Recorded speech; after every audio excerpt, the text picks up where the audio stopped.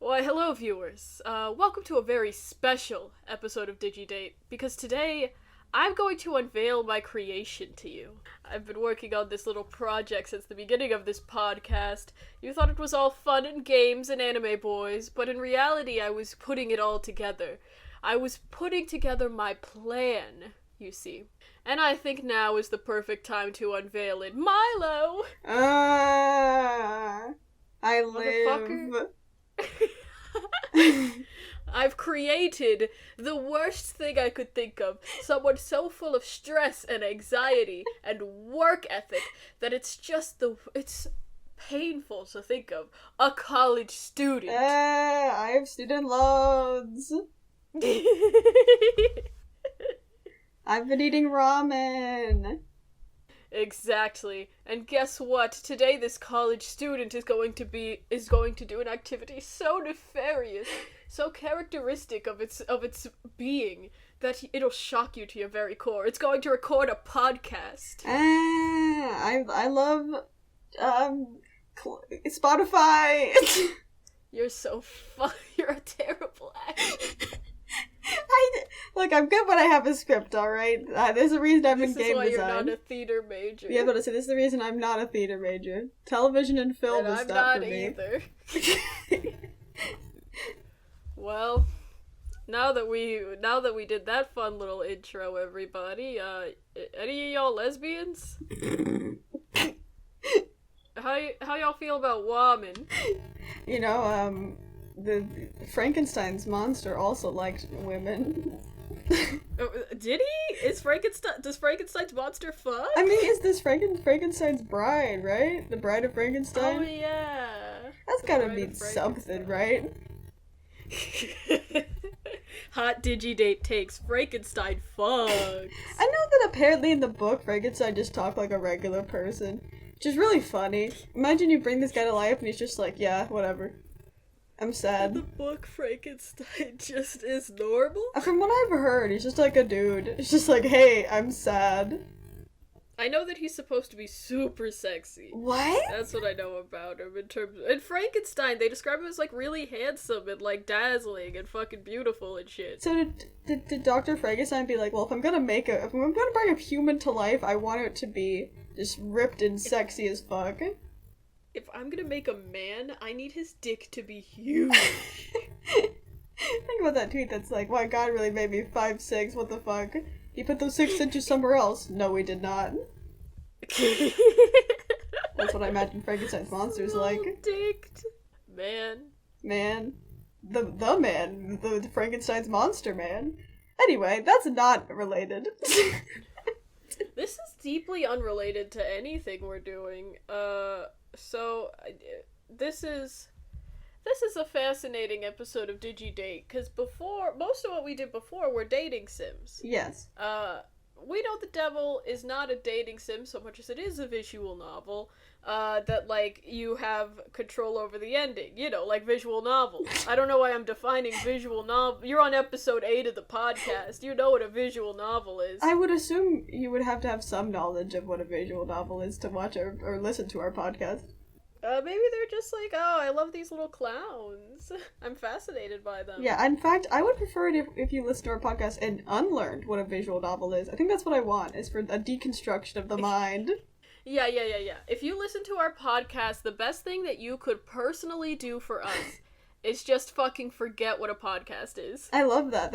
This is our only podcast that exists, is us. I bet visual novel, but also forget what a podcast is. Yeah, I don't want to hear any of you talking about the goddamn McElroy brothers, or the Mango and Chives, or the goddamn Wolf 420s. I don't want to hear about that shit. Only DigiDate for you. Only DigiDate, yes. You know way more podcasts than I do. I was sitting here like, what the fuck? I had to stop that list at 3. I know a lot of podcasts. I listen to a select few. Yes. But, you know, there's a lot on my list. See, the thing about a podcast is, my brain is made of soup. Mm-hmm. I used to only listen to episodes of the Magnus Archives while I did my Animal Crossing in the morning. and I do my Animal Crossing in the morning still, but it's like, oh man, but I gotta get emotionally involved now. I gotta get involved in this. Listeners at home, an episode of a DigiDate involves our ADHD so strongly. And we're 5 minutes in, and we've only talked about the game one time.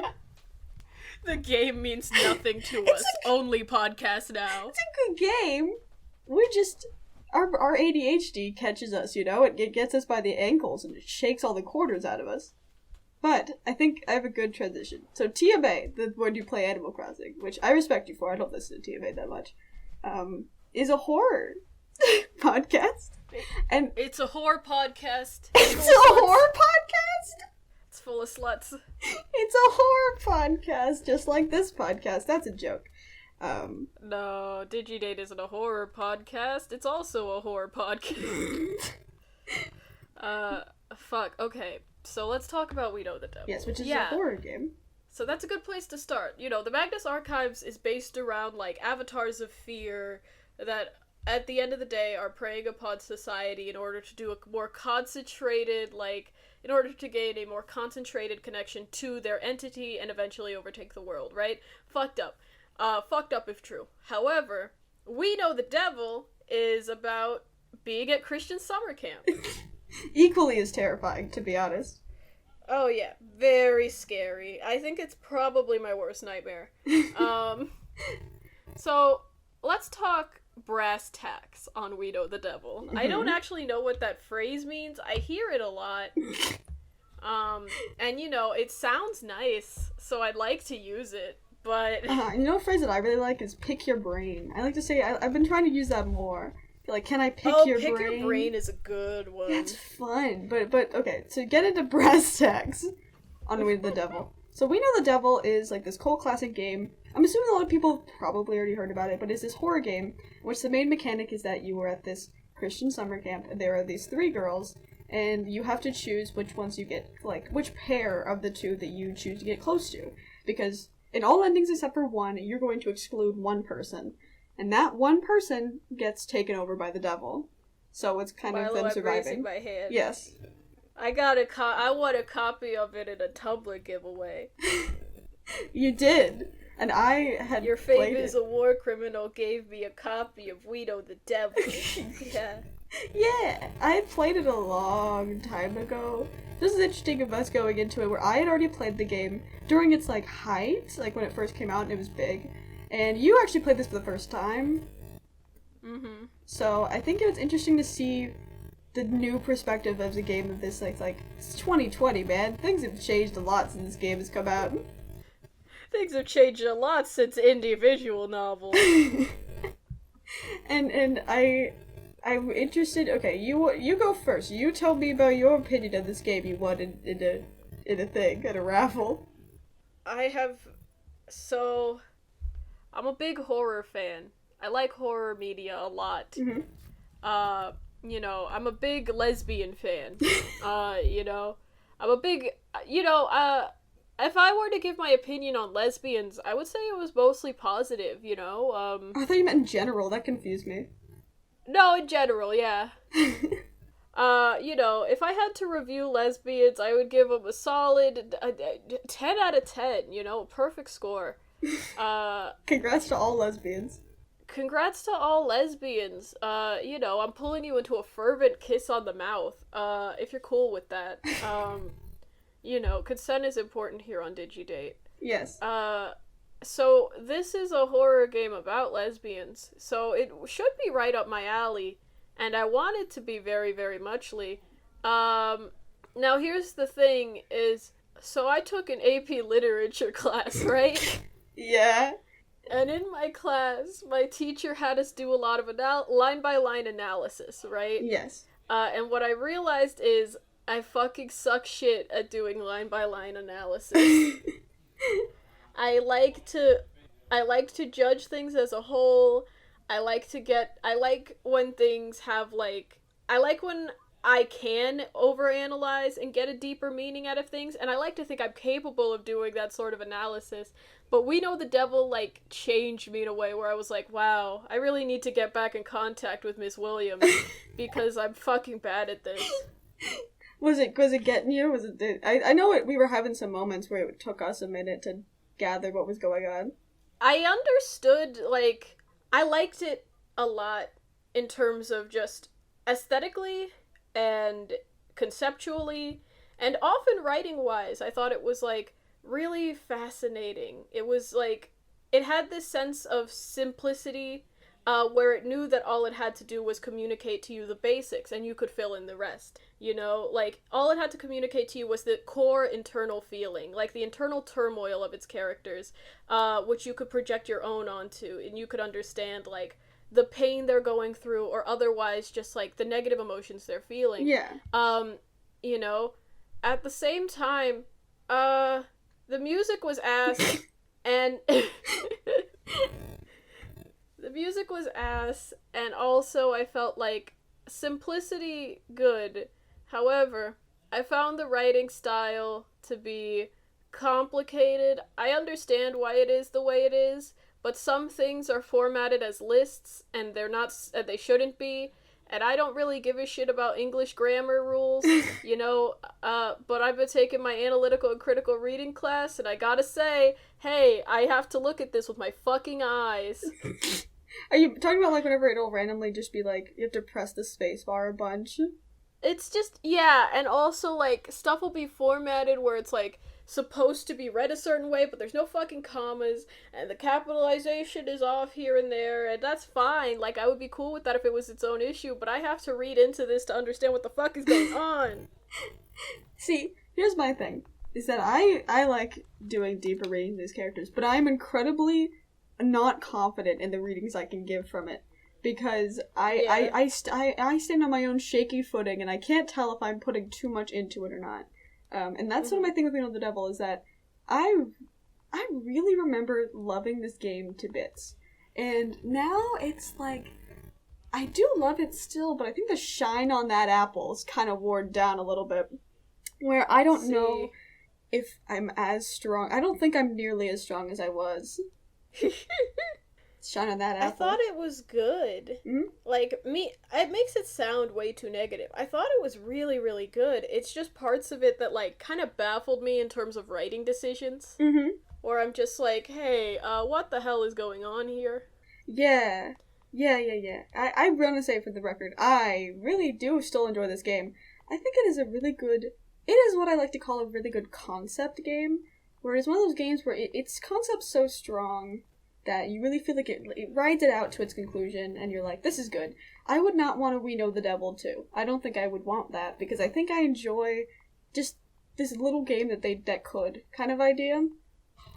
This self-contained narrative. I like it a lot, you know?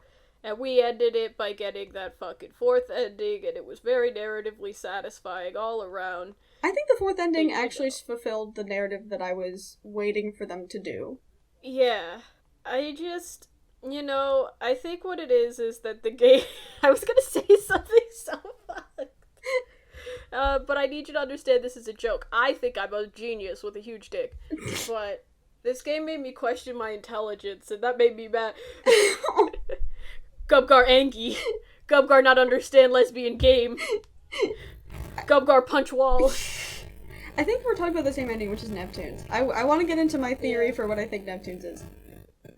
Okay, so this is what I can glean from it. Again, whenever I make these stuff, I'm never confident, so I can't say with certainty if this is what they were going for, but I think, okay, so Neptune's ending, for those of you who haven't played the game, each ending, whenever the devil takes over a character, they have, like, a monster kind of form, a devil form.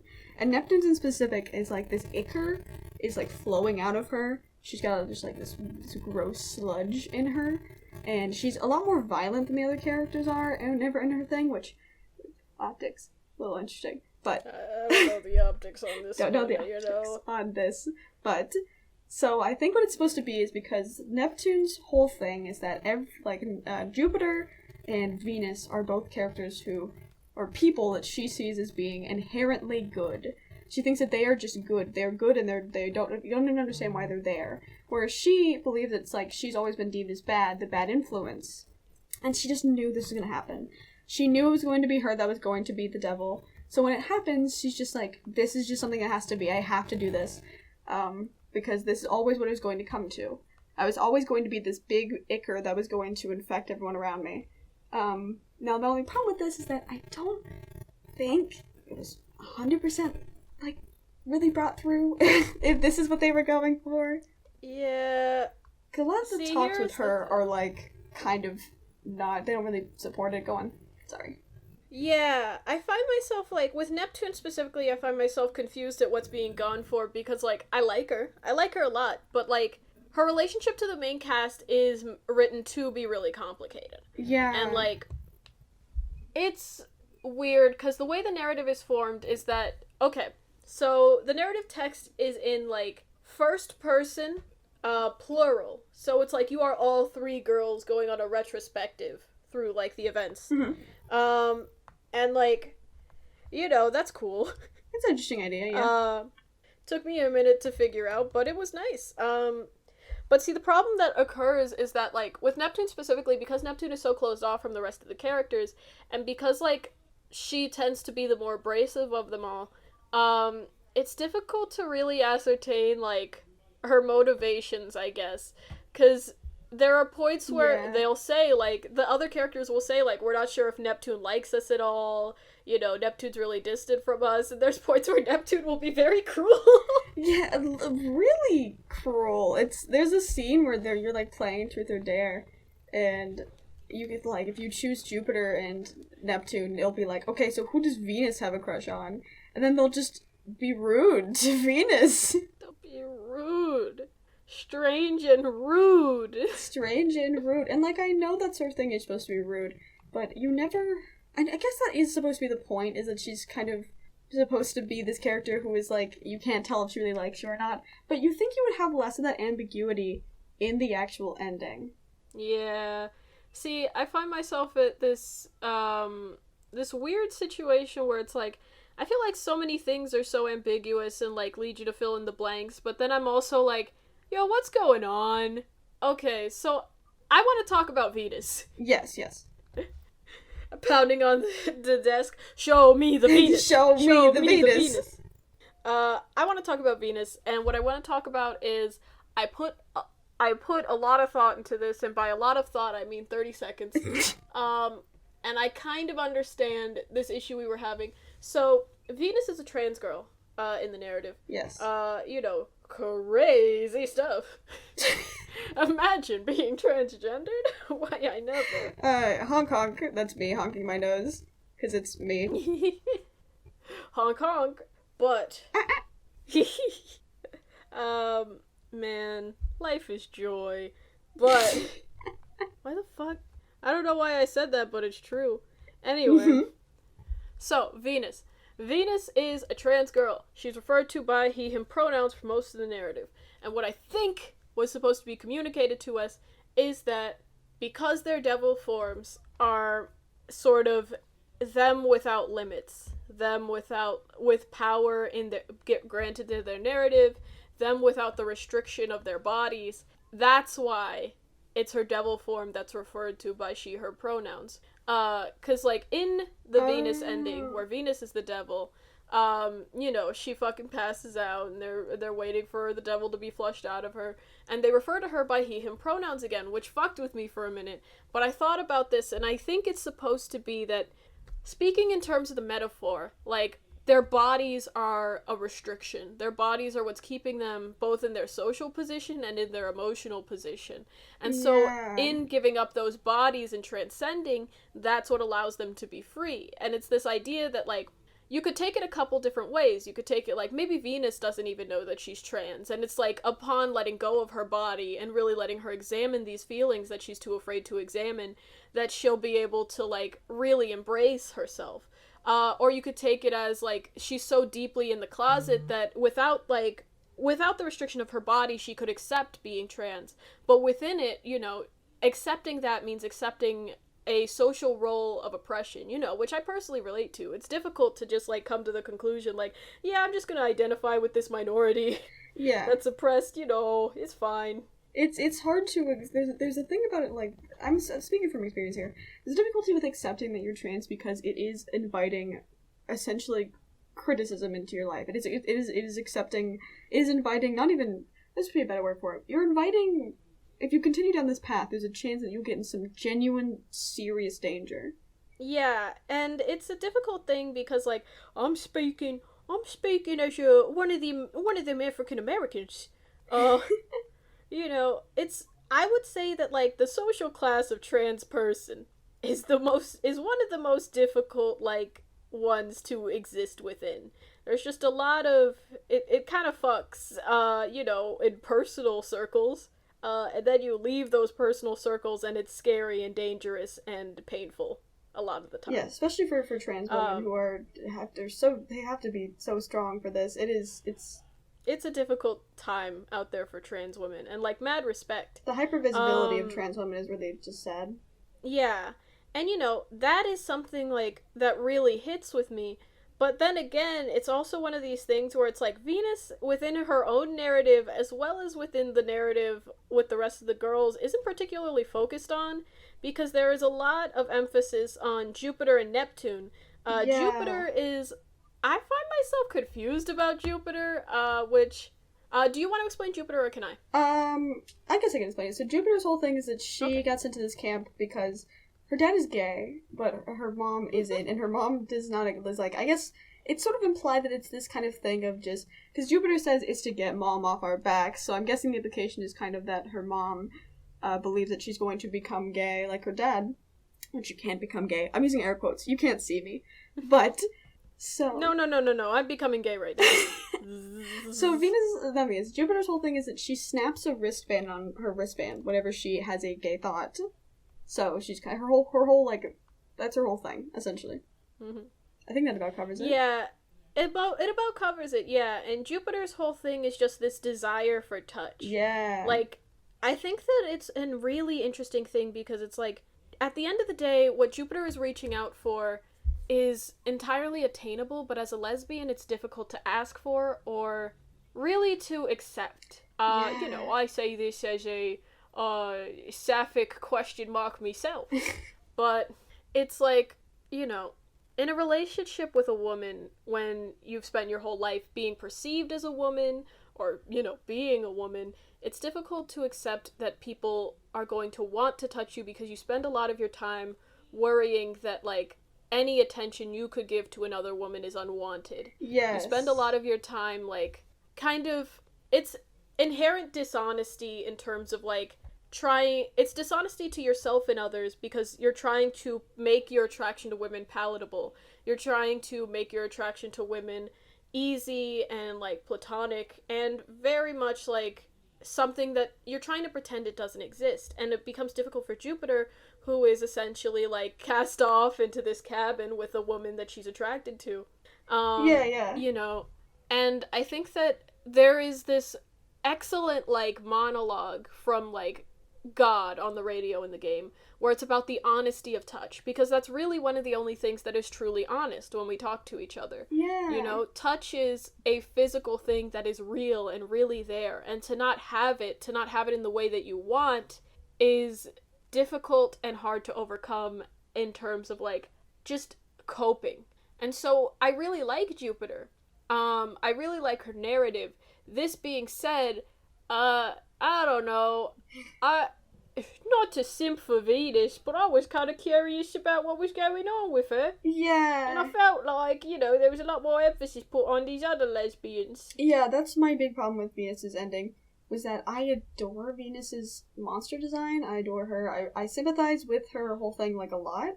But the problem is a lot of her ending is focused on, like, there's this moment in her ending where it's just, like, the two, Venus and Jupiter are running, not Venus, sorry, Jupiter and Neptune are running away, and there's, like, talking about, like, oh, they're holding hands and stuff, and it's like, I understand that it's a romantic thing, it is sweet, I do think they're cute, but at the same time, I want more of a focus on their relationship with Venus, specifically. which I feel like I Yeah. didn't 100% get as much as I wanted. Yeah. And, like, there's stuff in there that's, like, hints of things that are really fascinating. Like, there's a point where if you set up Venus and Jupiter to be doing 7 minutes in heaven, they don't have as much of, like, a romantic encounter as Neptune and Jupiter did. But there's a point where, like, Jupiter snaps her wristband against her wrist after having, like, a moment with Venus that I think is, like, I don't know, it's really... Sweet. It's profound in an interesting way. Yeah.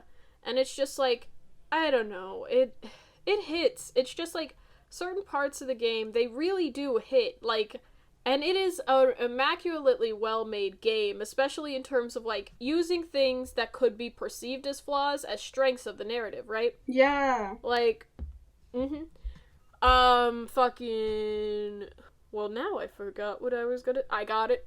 I'm grabbing it. Mm-hmm. I'm grabbing it out of the thought aether. Pull it out of your ADHD brain. I'm pulling it out. I think that the game really utilizes, like, the fact that the characters look like they were scanned in, like you said. Yeah. I'm just fucking stealing your thing. Well, you're stealing my thing from a conversation we had that the people don't know, so I think you could copyright claim this right now, and I could do nothing about it.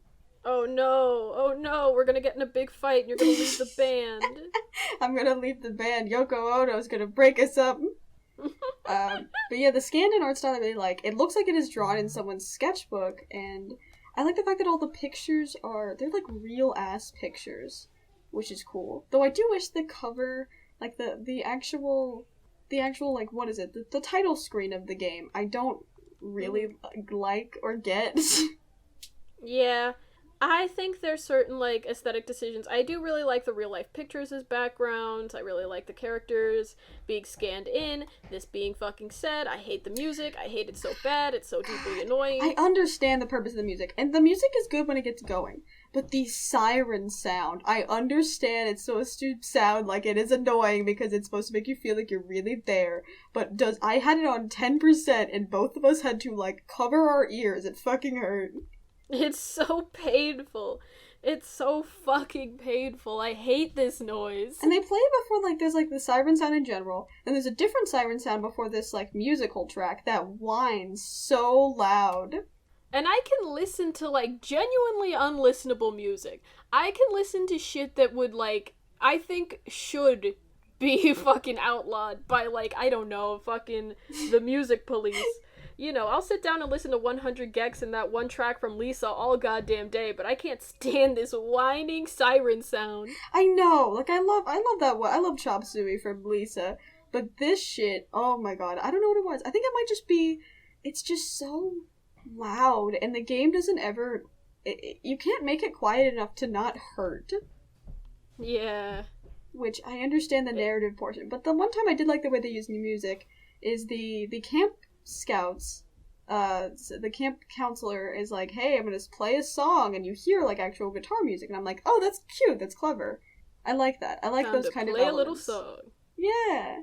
And another thing I like about the game is just, I actually do enjoy that it kind of just drops you into it. You don't really know 100%, like, when you start out, and I don't think you ever fully understand the camp, because there's some stuff that's like, now I want to be able to fully understand the endings, that's, because that's vital to the character, but I do think there's something here that's interesting, like the fact that each one of them has their own unique radio. You don't really know why they have them, or why they know how to do magic, but they do, and it's sort of, like, interesting to wonder. I think there's also kind of a curious thing. Did you get the vibe that there was another... Because they talked about another camp, right? They talked about the camp where there was, like... I don't remember what it was. Like, the good campers or something? Oh, Camp South. Camp South, yeah. Where they, I guess... Group South. Did they also do stuff with, like, magic? Or not magic, but, like, you know, witchcraft and the devil? Because it seemed like they did. Probably. They hate Venus. Well, Group South. Here's the traits of Camp South. They're ass. They hate Venus. You have to be let in, I guess. Yeah. You know, my exclusive Camp South, where you have to be let into my group where I can be transphobic. Another thing I like is this whole thing about the radio. So their radios, there's, like, the unique radios is cool. There's also the fact that they hear God on the radio, and they have this line where it's like, God is always on the same station, but the devil changes frequencies, and you can hear him sometimes whenever you switch channels, which I think is really fun. It's a fun idea. Yeah.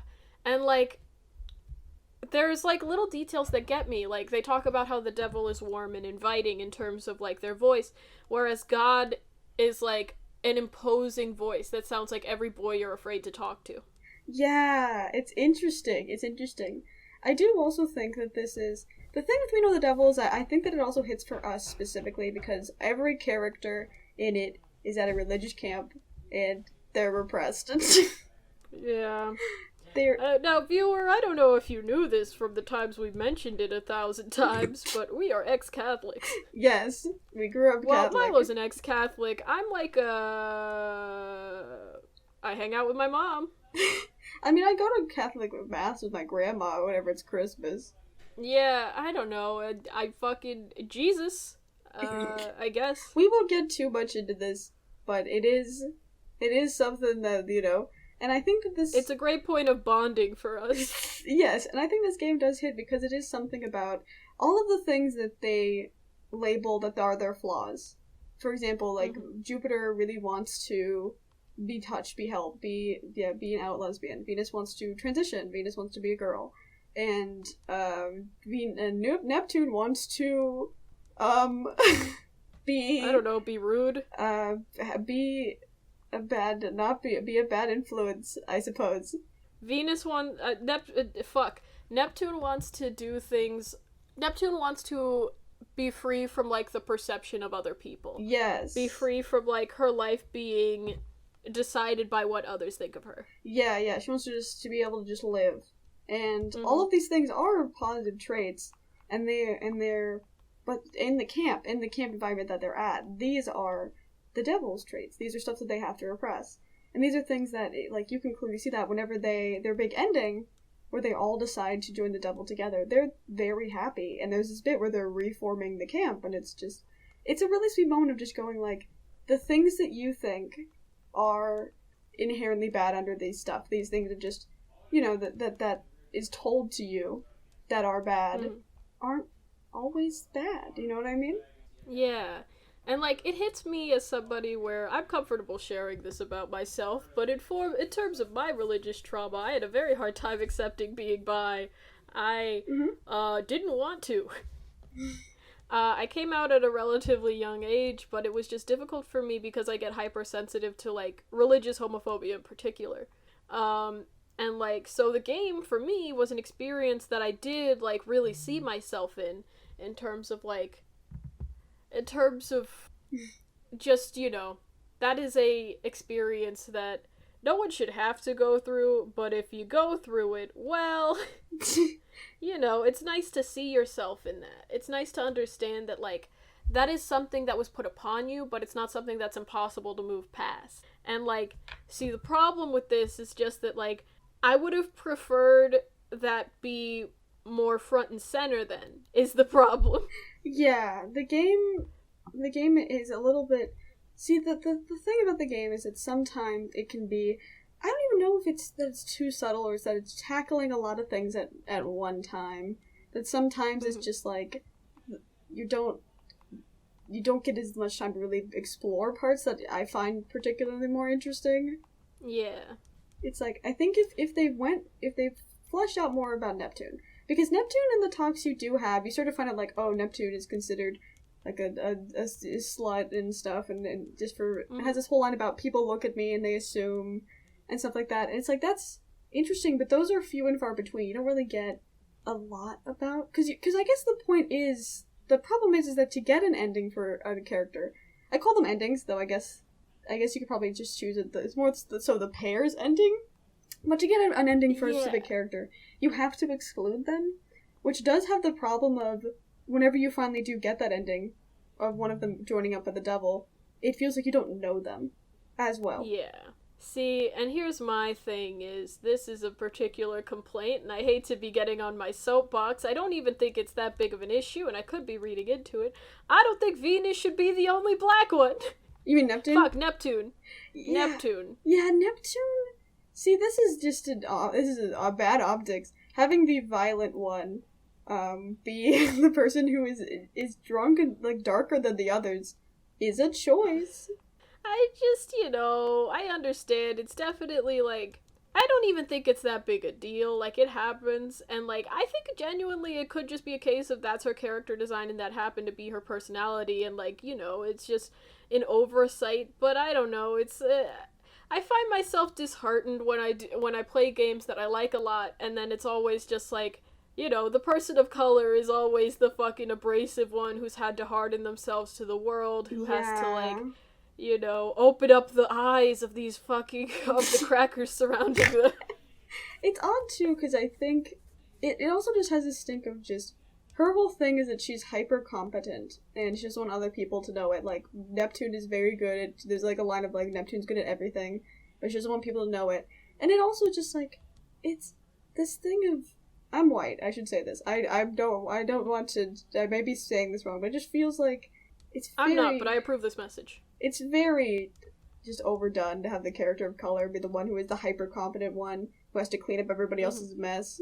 Yeah, I don't know. It had a little bit of a stink to me. Didn't like it very much. Especially because Neptune's ending is the most violent, and I understand what they're going for. It's like, oh, Neptune is literally pushing them away, but at the same time, or like, look, they pushed them away to keep them from the devil, the same way as, like, even though she's a bad influence, she's still trying to, like, get away. But at the same time, it's like, it's so jarring. Like, we went from Jupiter's ending to Neptune's, and going from Jupiter's, which is, like, all about, oh, she just wants to, like, touch, and they're all like, yeah, okay, Jupiter, like, I understand, we're sorry about this, we're sorry that this happened to you, to Neptune's, where Neptune's, like, shoving Venus against a wall. Neptune, don't! And it's like, this feels weird. Yeah, it feels weird, and, like, I guess in a way it's overcomplicated by the fact that, and this is obviously going to be a personal thing for me, but I guess I get tired of, like, it's always a character of color who has to be the strong one, the one who's, like, hardened to other people. And I guess that's reflective of real life, but I don't know. I spent a lot of my life being told that, like, I had to harden myself to the outside world in terms of, like, how white people were going to view me, that when I'm in fiction, I kind of do just want that escapist element of imagining that a black girl could be soft, or could have people comfort her without needing to fucking actively villainize herself or actively push people away. But I think it just may be a coincidence of character with Neptune, and I certainly don't think it's, like, a damning factor of the game. It's just one of those things where I don't think the optics were super great. I wouldn't have made Neptune white or anything, but I probably would have thrown in another person of color if I were, in charge of the game. I honestly think it would have, I think it would have been cool to have one of the other two be a person of color. I think it would have been, honestly, pretty cool, because they have really interesting stories. And I do like Neptune's, but Neptune's it is the most confusing in terms of just, I don't know, it didn't resonate as well with me, but that might also just be because I was just very aware of the optics of it. Yeah, I don't know. I found it, like, it's complicated. I think it's also, like, we are biased in terms of neither you or me are, like, abrasive people. Yeah.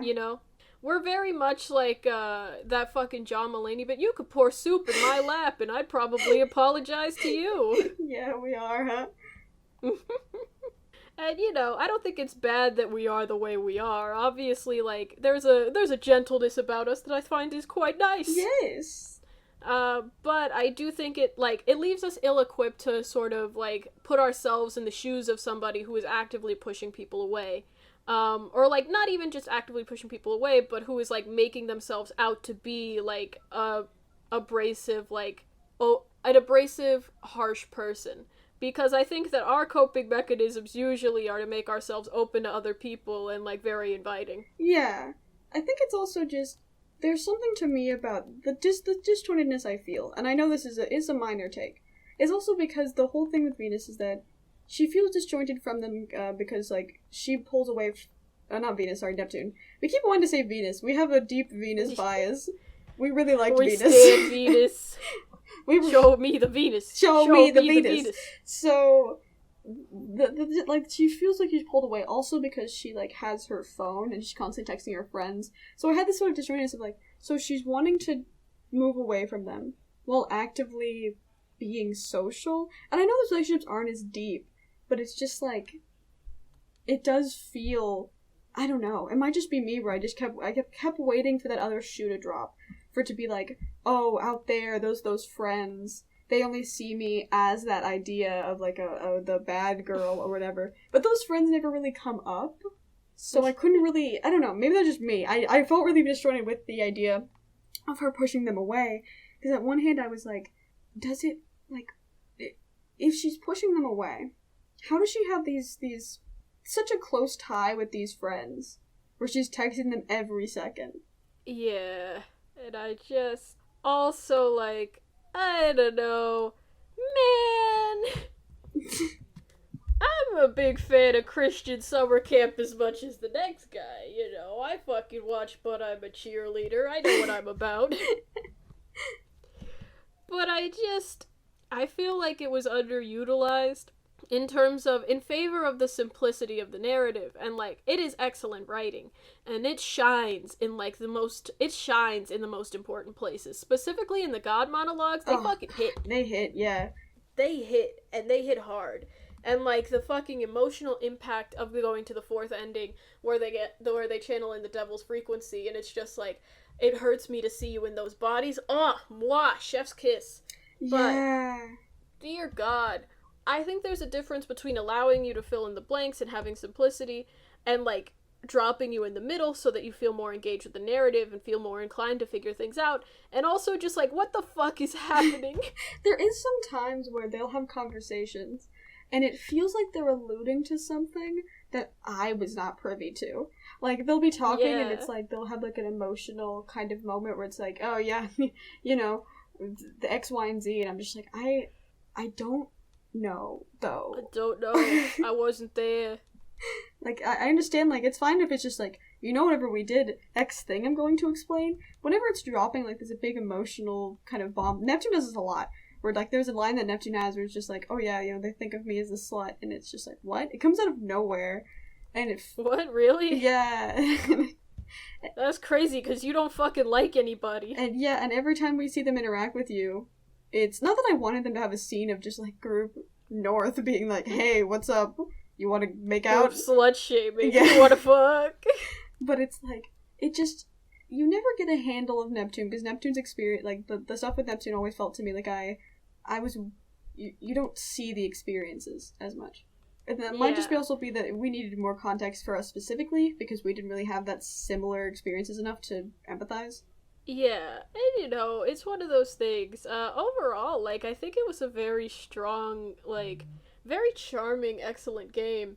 But also, like, you know, it left me wanting, I think is the thing.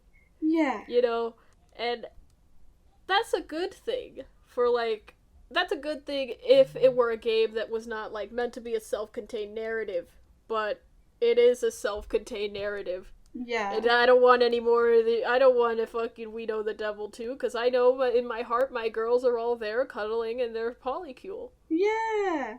And there is a lot of strong elements about We Know the Devil, like, really strong.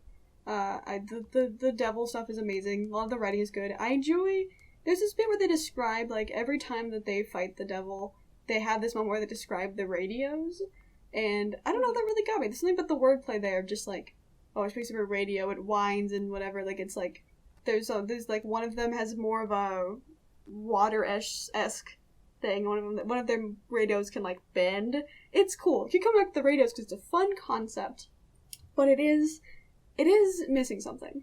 I'm debating whether or not I want to get into my thoughts on their sequel here. Not really their sequel, but their next game. Mm-hmm. I might ruffle some feathers. It's on the list to be reviewed. It's really up to your discretion, Milo. You want to give a little sneak peek? You want to give, like, a little ankle shot to the viewers there? I want to start this by going, I want to say this, that I think this is going to look bad if I don't immediately say this first. I adore We Know the Devil. I really like it as a concept game. I think it's important. I think it is also good horror-wise, because you really feel that sinking dread of just knowing that something's going to happen soon, which I think is fun. Mm-hmm. It's a good little self-contained game. Okay, so and if you're the creator of We Know the Devil, like the writer, and you're Can we be your friend? you're listening to this, yeah, can we be your friend? This is not a slight against you. And if you're the artist, great art. But they have a game that they made afterwards called what's it called? Fuck. Heaven Will Be Mine. And here's my problem. I'm gonna level with you real quick. It is insanely overwritten. Our complaints about We Know the Devil, about how the writing sometimes can be a little bit, feel like it has gaps. The problem I have with Heaven Will Be Mine is it is too much. It is too much. Too much at once. Now maybe this will change when I replay it, but it is Mm-hmm. it's see, I remember the writer for We Know the Devil wrote an article that was like how to make a visual novel. Maybe wrote, I think it was partially written or something, on how to write a visual novel in a few months, talking about We Know the Devil.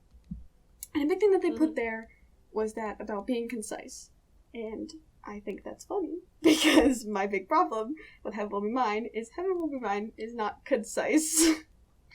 It is incredibly not concise. And that's it. It's a great art, though. You're just... Pain. I was looking at the Wikipedia for Heaven Will Be Mine because it piqued my curiosity after we played We Know the Devil, and I saw it takes place in a world after the Cold War, an alternate future, and I'm like, See, that you think that I'm would just a interest little me guy. because I have an interest in the space race. You're a and Cold stuff. War stan. I did a project on the space race. You're a Cold War stan who knows nothing about prehistoric history at all. Oh no, I don't know shit about that. I won a national street competition for my project on the space race, but I don't know shit about cavemen.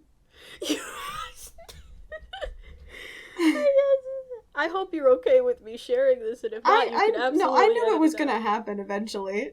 Milo, you can convince Milo cavemen weren't real.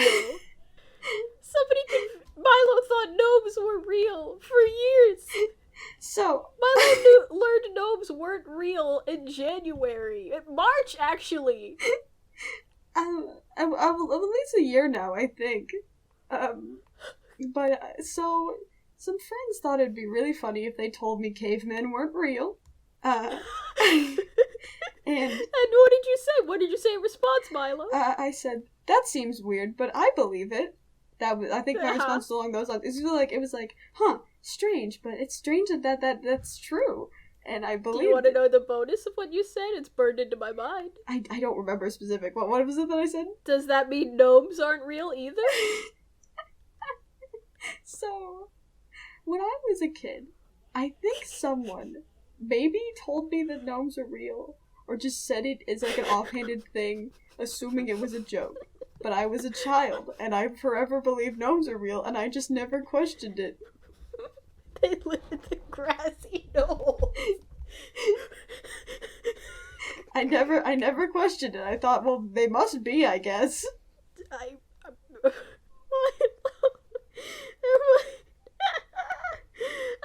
It made me insane because you were like, well, I thought garden gnomes had to be based off something, and I said little people.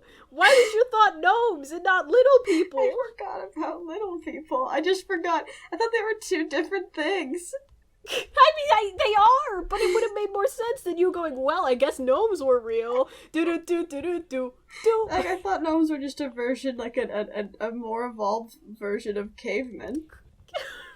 Why would they be more evolved? You're fucking 5'1". Why would you...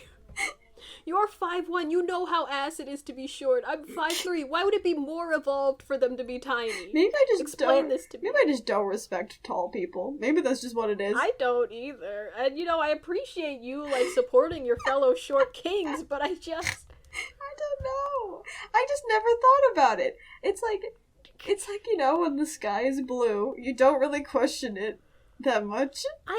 There's a difference between the sky being blue and gnomes being real. The weirdest part was that I did win this. I won third place in nationals and state for the space race project, about at the same time, I did still believe that gnomes were real. So honestly, kind of a flex. I mean, Kind it of a never fucking came up. flex. It never came up. To look at these other history nerds and go, I think gnomes are real. I mean, people don't really ask me about gnomes. Not like, so how's Sputnik? Anyway, what did you think about gnomes?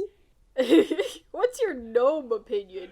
Like, I can tell you a lot of stories about people in America thought that their garage doors would open because of Sputnik. But if you asked me if I thought gnomes were real, I would have said, oh yeah, gnomes, you mean just they're like evolved cavemen? And I would have believed that. And I did. Very strongly.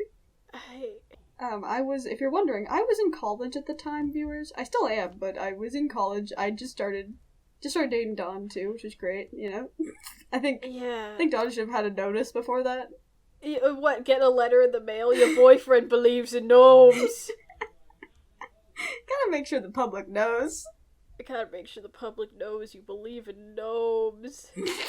Not anymore. I'm a changed man.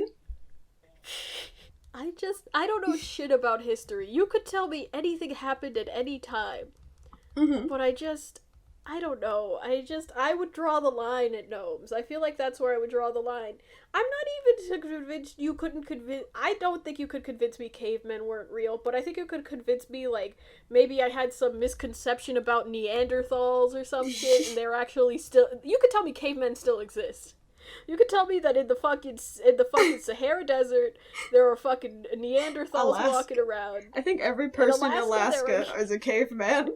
Yeah, you could tell me that shit and I'd go, that's fascinating. I can't wait to tell my grandma this. Can't wait to dispense these new facts and seem intelligent. But the gnome thing is what gets me. Is like you created a fiction for gnomes in your mind. You were like, you told me like you assumed they lived in the grassy knolls in the mountainous areas, and I'm just fucking, I don't... Because they're short, they live underground. I have such deep and profound love for you, and you bring so much joy into my life. You are my bestie, and I love you. I love you too. We're comics viewers. We're actually, me and Nemo are going to see each other tomorrow. Yes. At the time of this recording, yeah. Hell yeah, baby. Oh, yawning?